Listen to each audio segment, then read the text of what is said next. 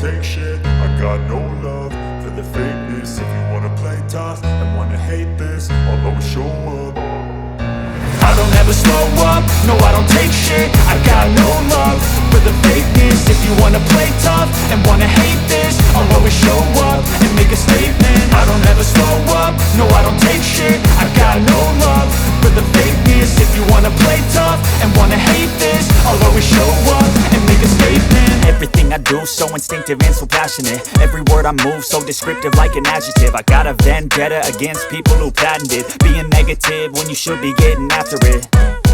I got facts over tracks, this and that. Spitting slow, spitting fast. I could roast, I could gas. Think I'm okay at last, but I don't know if that can erase all the past. And the pettiness, a reflection of the emptiness. Hilarious, you think you're worth my time, you're delirious. Mysterious, because you hide behind a fake exterior. Inferior, you know I'll always be a bit superior. Get off of me, this ain't no humble brag. I want you to hear words, you can say them back. I want you to feel free from the chains at last, and to believe in what you got, it was built to last, yeah.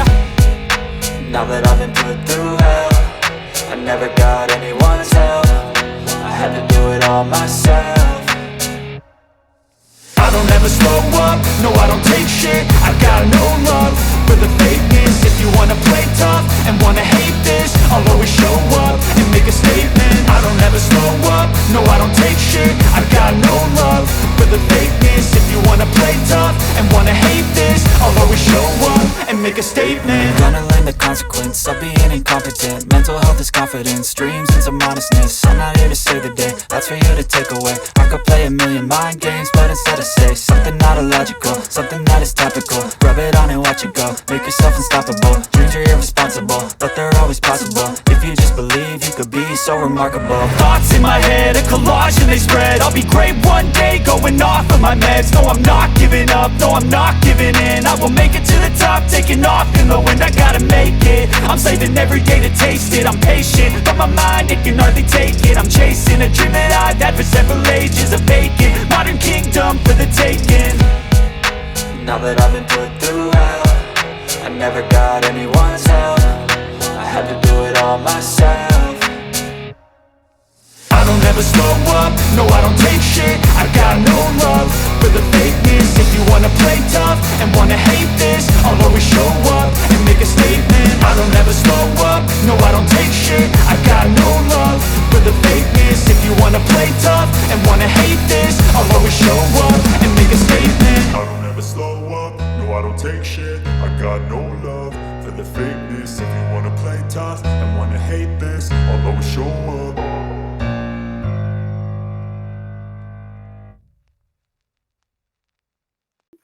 Wisdom and inspiration. And so this is going to be the second week in a row I've done that. I want to start off by just reminding you, last week I talked about the words that are spoken to us. And I said, be careful who you listen to. This week I want to move on and talk about the words that we speak to others. You see, words matter because people matter.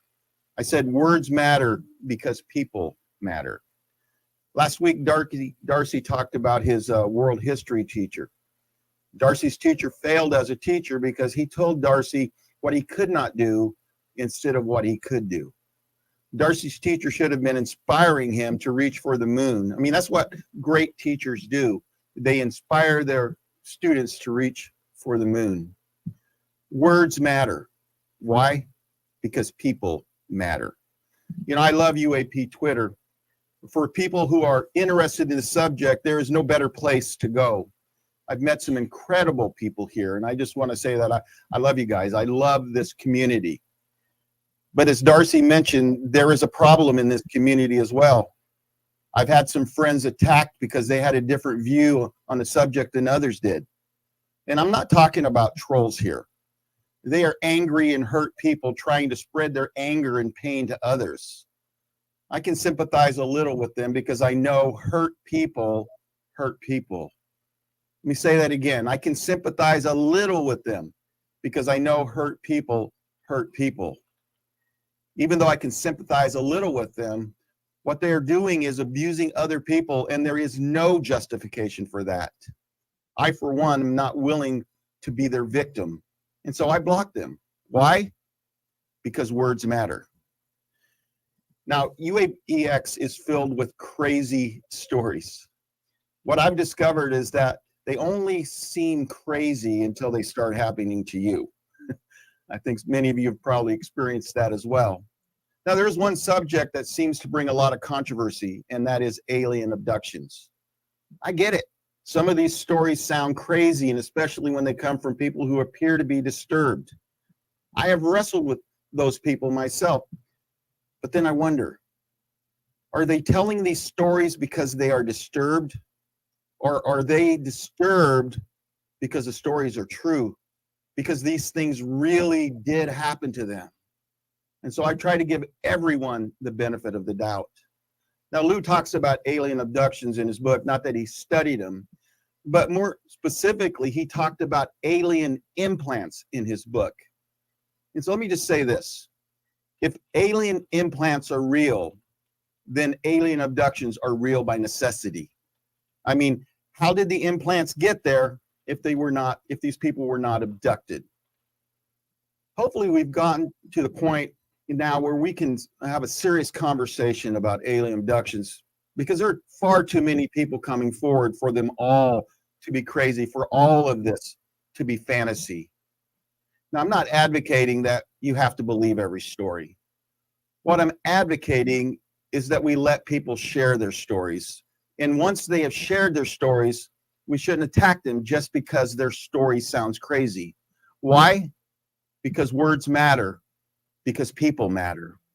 And the other thing I want to warn against is we got to make sure for those that were abducted that we don't victimize them a second time by attacking them. Now, here's why I bring this all up. Darcy has created a beautiful space for us to share ideas. Anytime you have this many people together, there are going to be opposing views. And so let me encourage you to not attack someone just because they have a different view than you do, especially in such a beautiful group like this. UFO Treehouse is such an amazing name for this group. You know, it takes me back to when I was a kid, where me and some of my friends would go and hang out in this treehouse we had built. I mean, we'd talk about everything under the sun. And while we might tease each other, we would never attack each other because we had different ideas. In fact, my youngest daughter nailed the difference between kids and adults recently. She said, "Dad, it's hard to talk to adults because they are fixed in their opinions, whereas most kids are not. They are flexible when it comes to new ideas." And so that's what I'm asking everyone here to be flexible, to be open-minded, and to always remember that words matter because people matter. Love it, Dale. Thank you so much for those kind words. Often you are inspiring people. Pastor Dale, what a good man. Please stick around. How are you feeling, by the way? You were pretty under the weather last week, right? I have been healed. You have been healed. A lot better, a whole lot better. That's awesome, my man. Thank you for bouncing back for us. And it's really good to have you each week, speak your piece before we kick off the craziness of the phenomenon. So, you mentioned that abductees, let's say, experiencers are the wider breadth of people that have witnessed the phenomenon. So you've got people that have just seen a UFO in the sky or in the ocean, what have you. You've got people that also maybe have seen non-human intelligence. People reported that type of thing. But then the abduction phenomenon to be taken most of the time without your will, beyond, without consent, as Philip Mantle named one of his books. To be taken without consent is that abduction, and humans do it to each other. But if we expand our minds and think for a second that maybe we're not alone in this universe, whether that's a non-human entity from another star, another dimension, another place on this planet in like a shadow biosphere, let's say. What Well, then you're talking about something a little bit different, and that is scary to many people. Many people shun the idea that it's even possible that we could be abducted. And, maybe there are some charlatans out there. Maybe there are some people that create these ideas and stories in their head, and then they broadcast them to the rest of the world for their moment in the spotlight, for that 15 minutes of fame, so to speak, or longer. But if one of these cases is real, out of the hundreds and thousands that have been reported around the world, I mean, this is a common phenomenon. If you start looking into the history of it, the abduction side of things seems to be something that's very commonly reported. Paleo abductions, things like the story of Enoch being taken to the heavens and educated by non-human intelligence on how to live in society as a new sort of modern human being. All of these stories need to be factored in when it comes to our history and a possible non-human intelligence. And like I said, if one of these stories is absolutely true, it's incredible. It's mind-bending. This is like the biggest story that's been held back from humanity. So, let's start off there. Let's talk about abduction. We got Andy on the stage. If you want to talk, feel free. I think you're unmiked. You're also a co-host, so feel free to bring other speakers up and kick them at will if they're being annoying. KGRA folks will look out for your questions on the different platforms that we're streaming to as well. Well, you know my stance on this. I've already had my experiences with possible abduction in my life. It's one of the reasons why it's one of the things that pushed me to start my page, because I knew how impactful it was just to see something up close, but I also know how psychologically damaging it can be to experience something like that. And I know it's 100% real. Unfortunately, people have, they're not everybody is in the right state of mind to be able to believe, the stories that they tell, because unfortunately there are some people out there who allow that to basically cloud reality, I guess, in a sense, and they create this other reality of theirs that they end up believing, and it's what makes this subject so difficult to study, because the human mind is very difficult to understand to begin with, and when you add this, that's already something odd and something weird. Mix it with that, it just makes it almost an impossible topic to properly dive into and get factual information from. I'm not saying that people have to believe my account, but I consider myself a very logical and level-headed individual. There's nothing wrong with me. I just know that what I experienced was real. I don't know how to explain it. Why didn't you but talk? Can you tell us what happened to you? Like what your story was that seemed anomalous and you're not sure what happened? Well, it happened a couple of weeks after I had my sighting here on Long Island. I call it a close encounter because, the object that I saw was only about 150, 200 feet away from me. It was a disc hovering over my house. But a few weeks after that, I had an incident in my room where something woke me up in the middle of the night. And as I was sleeping, I felt something at the foot of my bed, but thought it was somebody walking around or, just my imagination. And after a few minutes of just laying there, listening, and I didn't have my eyes open, I had them closed, but I was conscious. I felt another imprint, like an impression on the foot of my bed on the right side. And that's when I kind of was like, all right, am I imagining this or this really happened? Because I just felt this. So as I'm laying there just waiting to see what happened, the first impression moves over to the side of my waist, while the other impression that was by my, my foot, moved to the other side of my waist.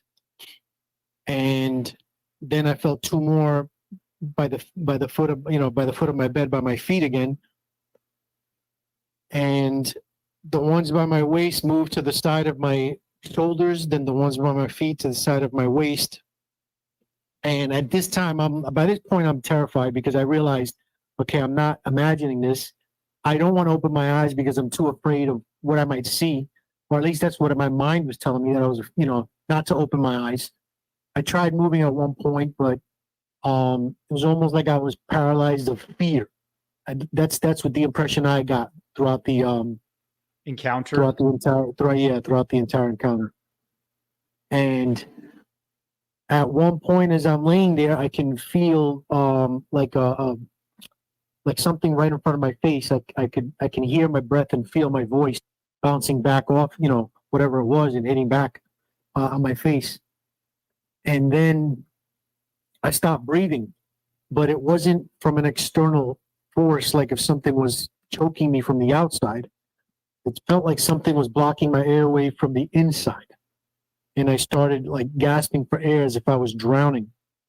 And at that point, as scared as I was, and for people that, that never been in this situation, the situation is scary because your mind is, at least in my situation, I had my eyes closed the whole time. So my mind is filling in what I can see with the most scariest things I've ever experienced or things I've seen in movies. So it made it even more terrifying to open my eyes because I didn't want to see what it could have been. And eventually, when I couldn't breathe no more, I forced myself up. I said, screw it, if I'm going to die, because at that point I thought I was going to die. I was like, might as well see what's going to do it. And I sat up off the bed, and at that time I was going to church a lot, Christian church, and was basically like, God help me. And I sat up and took a deep breath and ended up just being in my room. But for many years, I attributed it as, sleep paralysis. And it wasn't until I started researching abduction cases that I couldn't believe how many people had the exact same experience. But some people had their eyes open and saw what was happening to them. And the crazy thing is that a lot of these experiences, they weren't in their room. So there's a very good possibility that I wasn't even in my room. It's just the last place my mind remembers me being at, which is why I attributed myself to being in my room. But it could have been that I wasn't even in my room at all. Wow. That's trippy. Thank you for sharing that with the crowd. I just wanted to say welcome to Carlos, Disclosure Memes, Fetty, Ruby from England, Ursula, Telling the Compelling, You're a Good Man, Christian, Dave Falch, hope you're doing well, bud. Nick, Average Chris. I am a bunch of these people I don't know yet. So I'm just saying hi to who I know in the UFO Twitter community so far. Welcome, welcome. Feel free to jump up and speak if you want.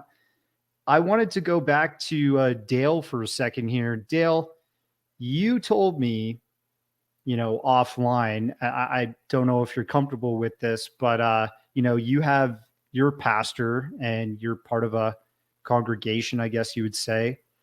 And you have actually had experiences with other experiencers in the church or abductees. Am I right in saying that? Yes, you are correct. And the reason why I've had access to them and been able to talk about it is because they know that I'm open to it. And, I haven't really made this public, but I have my own story. I don't think I'm ready to share it today. That's fine. Because it's pretty raw. And, but, last year I had like 6 different synchronicities going on. and just really drove me to try to go get some answers and stuff. But the reason that they come to me is because they know that I'm open to it. Now, I don't push this on anybody in the church. You know, I just, the people that are interested, they know. The ones that are not, I'm not going to push it on them because they're not ready for it. But I've got at least 2 abductees, and I have another person who had a sighting back in 1968 that there's no way you can explain it. Well, I think that is something that the community has been trying to explain for decades now. Let's break down abduction just really quick here. What's entailed in the experience that's reported by many of these people we call abductees. So we've heard people discuss a strange encounter that sometimes is seeing a UFO or seeing a light, and then seeing some kind of entities. Some people have reported grays, that type of thing. And this is kind of like the capture moment. Then many different abductees, they report an examination going on, often inside of a ship or a room that looks like futuristic, light emanating from walls, a table that seems to like almost be cut right out of the floor, that type of thing, right? And often in these examinations, they have sexual experiences, sometimes DNA taken, and on top of that, they have reproductive materials sometimes taken. This is what's been reported by many different researchers in the field, like Bud Hopkins, all these people that he interviewed back in his day. He's no longer with us. David Jacobs was also an abduction researcher. David Jacobs, more famously, was a doctor and did hypnotherapy in his sort of psychological practice. Bud was an artist that started doing hypnotherapy, famous for, doing paintings and stuff like that, interestingly enough. And he came from New York. But, you have other really interesting things that happen in this abduction phenomenon. You have a tour that's reported. Sometimes the captors say that they get to see around a ship, or they get shown events from the future, often dystopic or, kind of doom laden futures that many abductees have reported. And these future projections serve as like warnings, let's say. People do often report loss of time. This is called missing time in Bud Hopkins' treatment of it. And then they report being returned. And there's an aftermath. That aftermath usually includes like ontological shock, people being hypnotized, and they get these memories back that maybe they weren't. I've heard people explain hypnotherapy or hypnosis as a form of unblocking memories. But really, I had this explained to me pretty succinctly, and I do agree with it. I think that hypnosis really is a form of relaxation. It allows people to take down their walls and relax to a degree that they feel like opening up about an experience that may not necessarily be something they'd want to divulge without that relaxation, without that sort of prep to get to a place where they can really open up to the person they're speaking to. And, there are skeptics out there, which we have to respect their opinion. They do believe in the idea of false memory syndrome, where these people are just conjuring ideas or memories out of nowhere with their imagination. And that is being put there to serve as this kind of reality that they've made. But what if they're not conjuring a false reality? You got to kind of look at both, right? And I think famous abductees to bring up who are worthy of noting are obviously Travis Walton. This was in the 1970s that he had his experience. There was multiple witnesses, 4 other guys that got lie detector tests, and Travis was subjected to that. There was also people that saw UFO activity around the time in Arizona, near Snowflake, Arizona, where his encounter happened.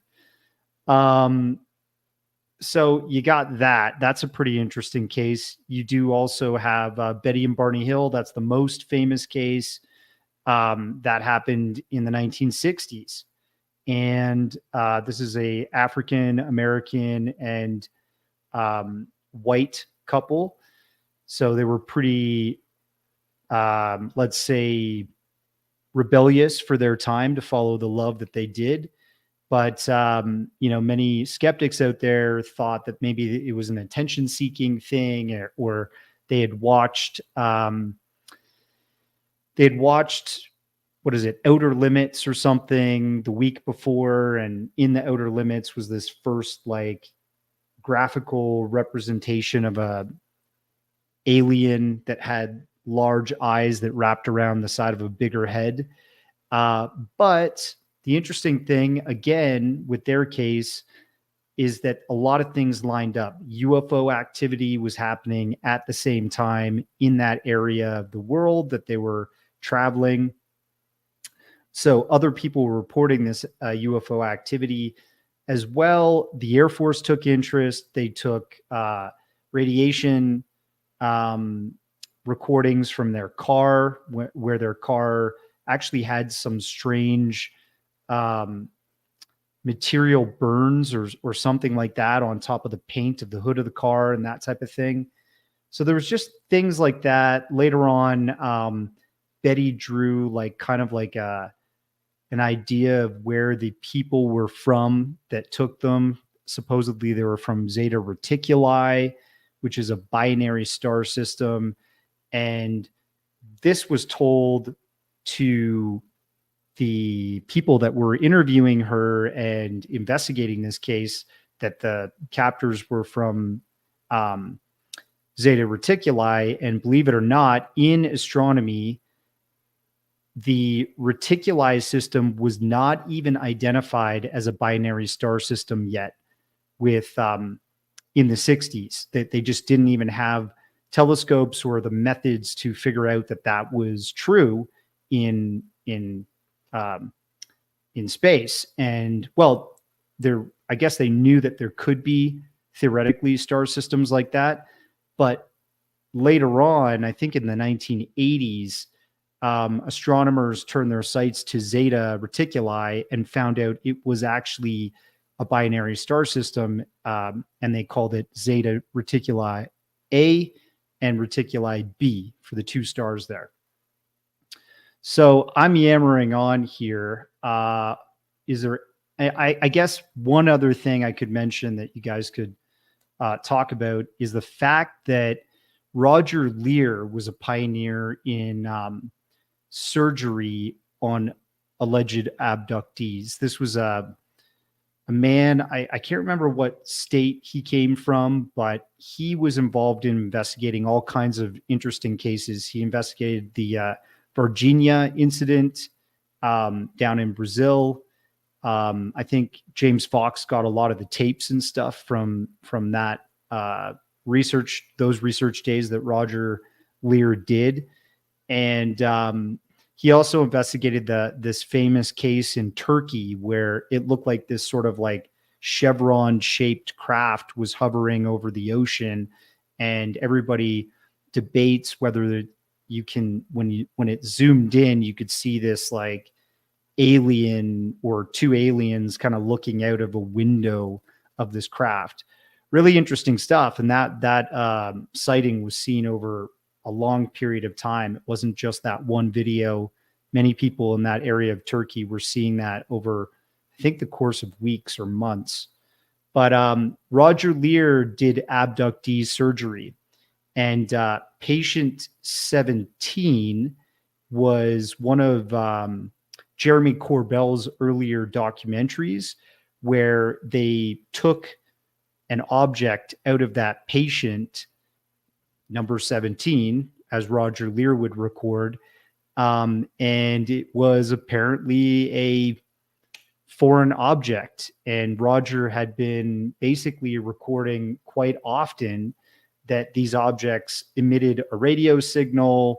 They might have even had some kind of way of moving. And Lou Elizondo's recent testimony on Ross Coulthart's special on News Nation was that there was literally an object removed from somebody that had threads coming out of it. And, you know, this was a real foreign object that the person who had that implant said was an abductee.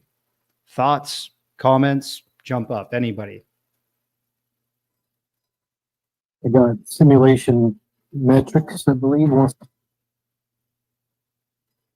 Simulation metrics? Yeah, he requested to speak.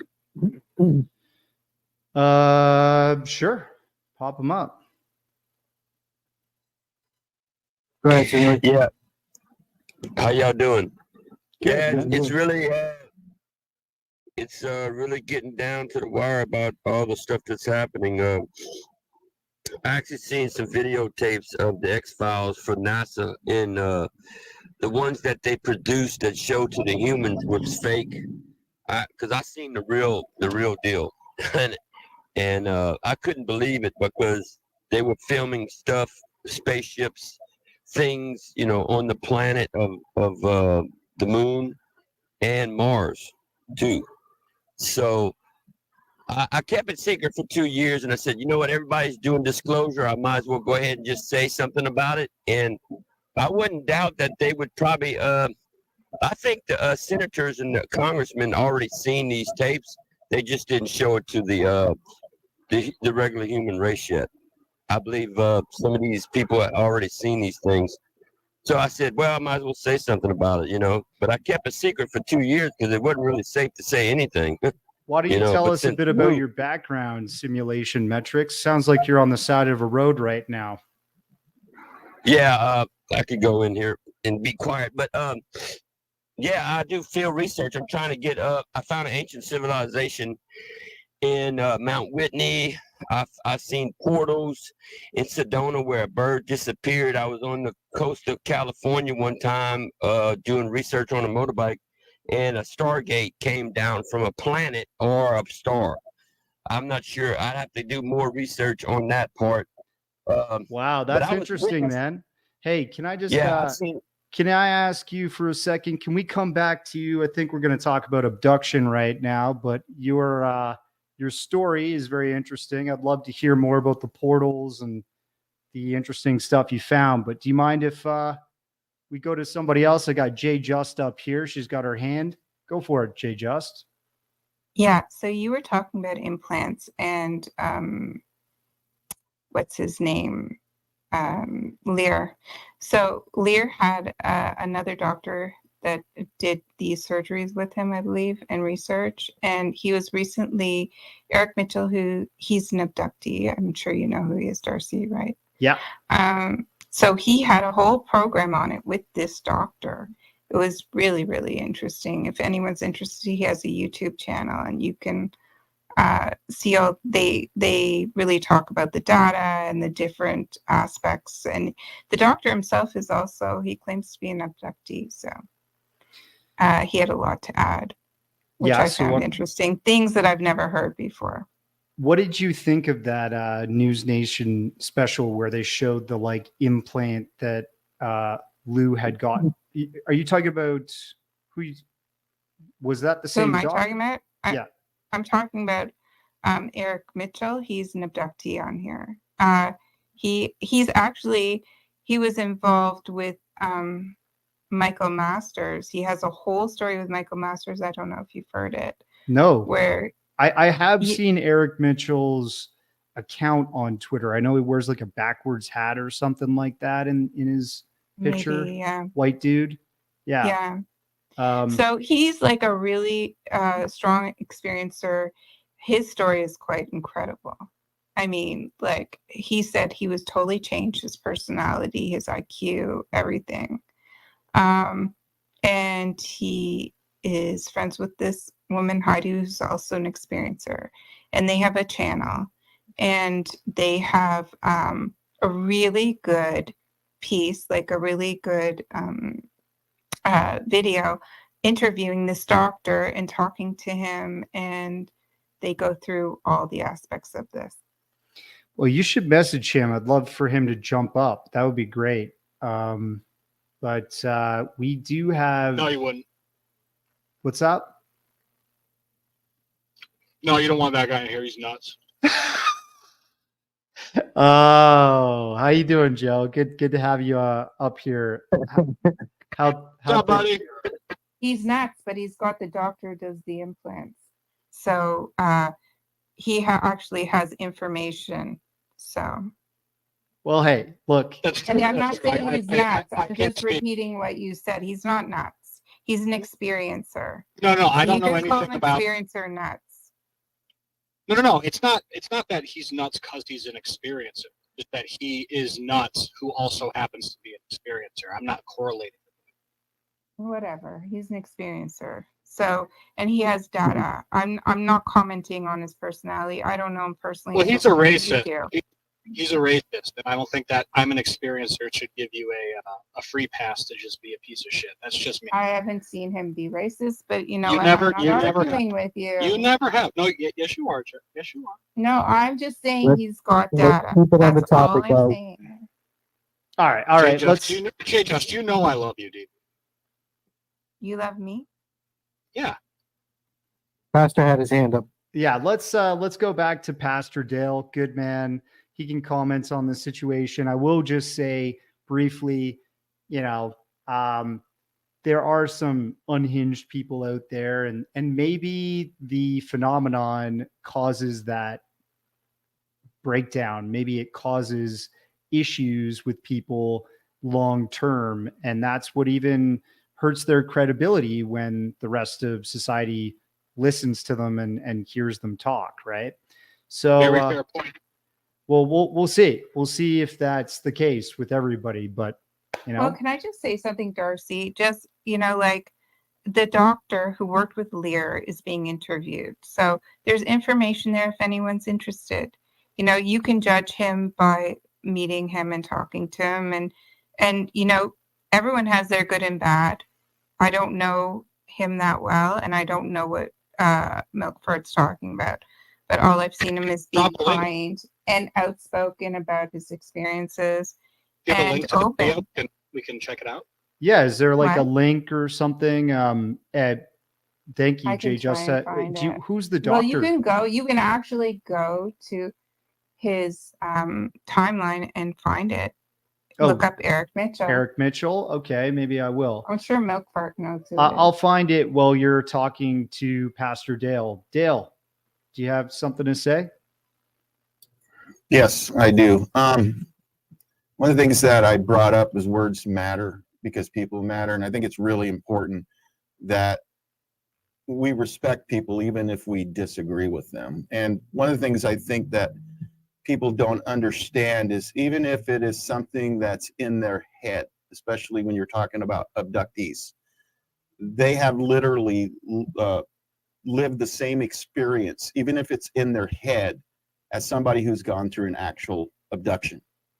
And so I'm just big about letting people tell their stories, and you don't have to believe it, but they ought to have a right to at least have some sympathy, and people ought to listen to them. Now, the thing I wanted to talk about was the fact that what I find interesting about these implants is because when a foreign body goes into our physical bodies, there's an immune reaction.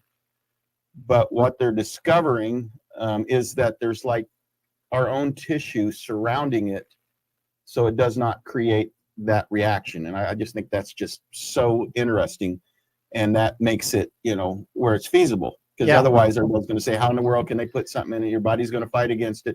But there seems to be this, you know, a layer of our own material around it to keep it, you know, from having that reaction. That, you know. Yeah, Well, yeah. I've seen it actually being like having nerves attached to it. Oh yeah, Yeah, But Where it's they surrounded. actually, yeah. When I believe I saw one where they were able to detect some kind of a signal, something and being emitted from it as it was attacked.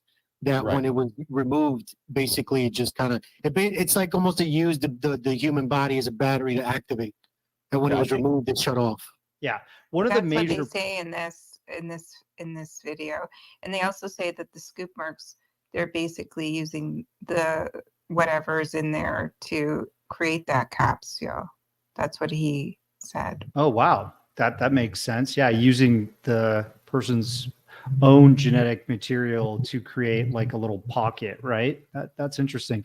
So yeah, something that's fair to note in medical science, like if you get it, some problems that have been had in the past with transplants, people have had like experimental liver transplants or lung transplants or, you know, whatever.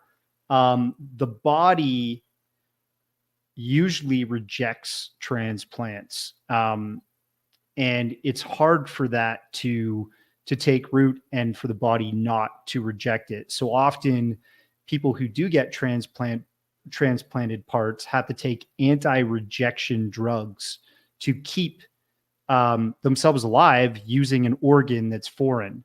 And one of the famous things that Roger Leir one of his quotes from doing these many abductee surgeries where he removed these transplants, he said, if we could figure out the science of how these transplants are able to stay within the body of the abductee without having to take anti-rejection drugs, we could revolutionize like our medical industry, right? Something like that is what he said. So, you know, go look it up. But let's go back to KMF. What's up, man? Yeah, I don't know if anyone knows the answer. I honestly don't. But when they find the pocket or whatever that like forms around the implant, is that any different from like what the body does when like you get a shard of metal stuck in your body? Because it'll do a similar sounding thing. Like it'll attack it with white blood cells, try to create a barrier between the rest of your body and it. But if it's something like, you know, a piece of gold or lead, like it's not going anywhere. So I'm wondering if what we're seeing is sort of like the similar thing to like a metal splinter.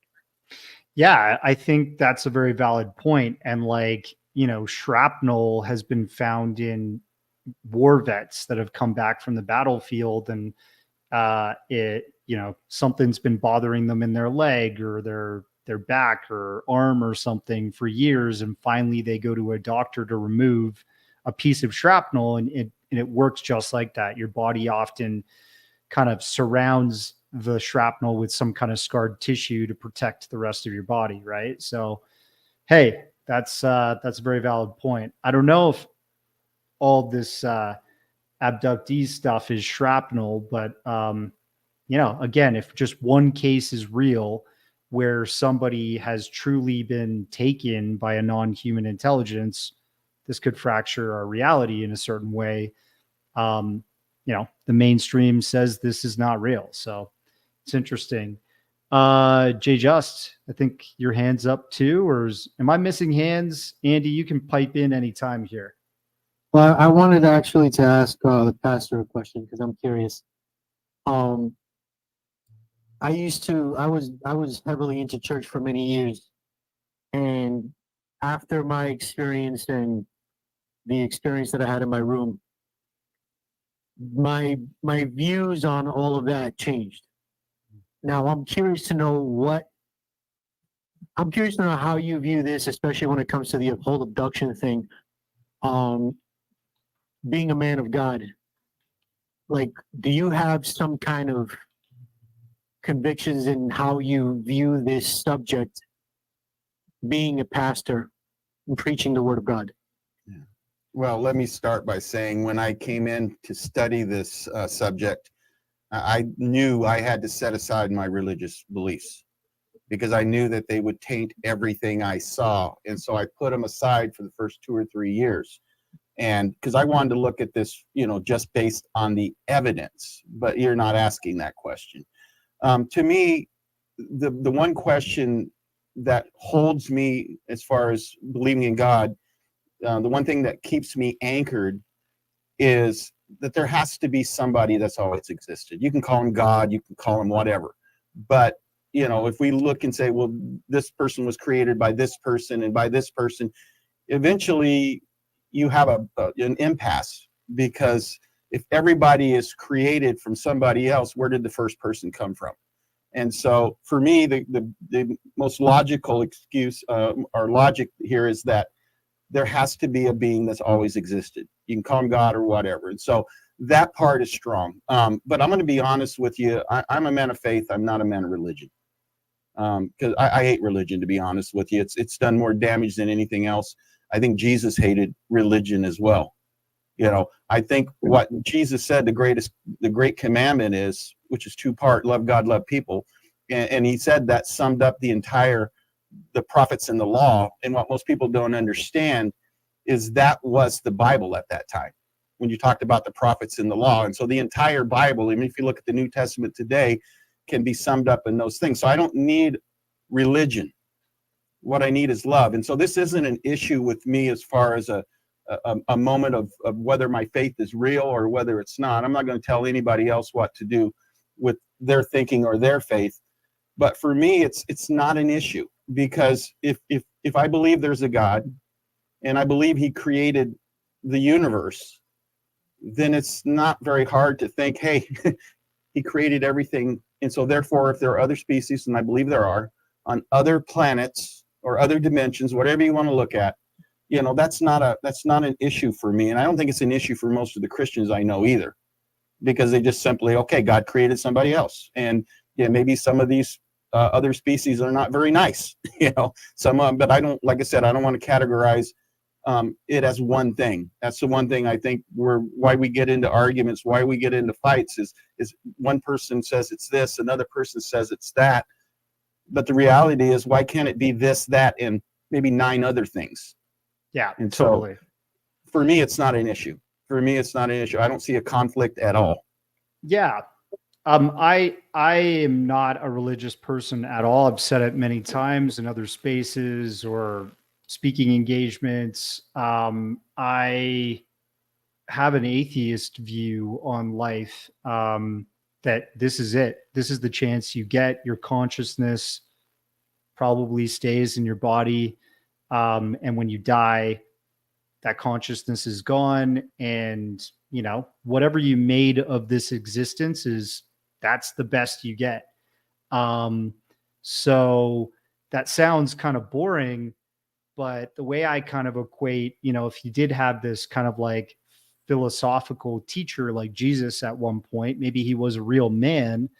Maybe he was trying to say to disciples and people that would listen that there's a better way to live while you're here. Life can be on this planet, heaven, or it can be hell. And the way that you treat each other, the way that you act, the decisions you make are what is going to affect that reality that we're all cohesively sharing. And I feel like, around the world, we're seeing this reality kind of falling apart right now. We've got so much just a lot of bad things happening around the world, right?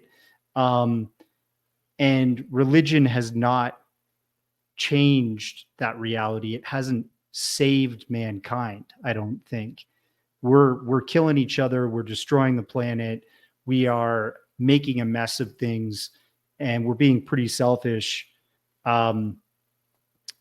I like to think that there's got to be some other way to live, but I respect people's religious views. They can live their life the way they want to, as long as they're not pushing it on me or my kin. Let's talk to Asap Rocky, my homie. How you doing, buddy? Welcome. I'm good. Thanks for having me. Yeah, I mean, my thoughts on this, like my experiences have sort of guided my view on, consciousness and the soul.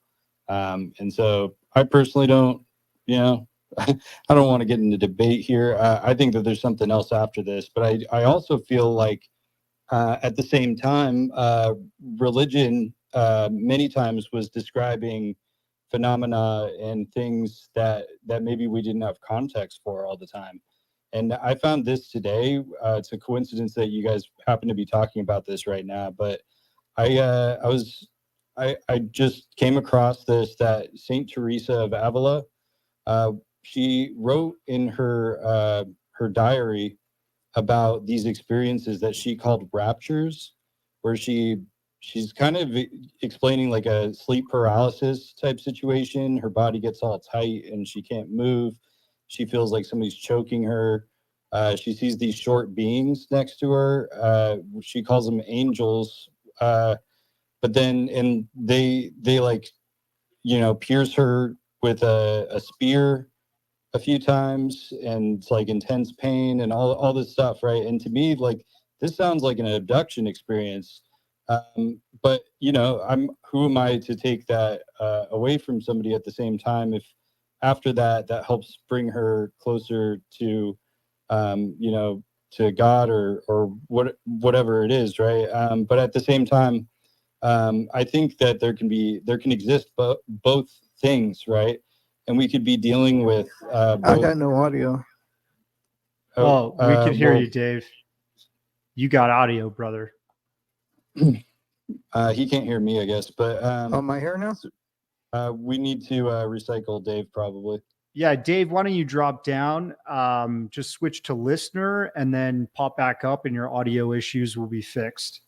But Asap, finish your thought there, and then we are about 2 minutes and 50 seconds away from going off air on KGRA radio. So what else did you have to say there, bud? Yeah, I'll just button it up. I guess Dave is back. Fuck yeah, let's go. Chill, Anyway, guys. I agree with observer of anomalous objects that I think that there can exist both, and there likely is a multitude of things.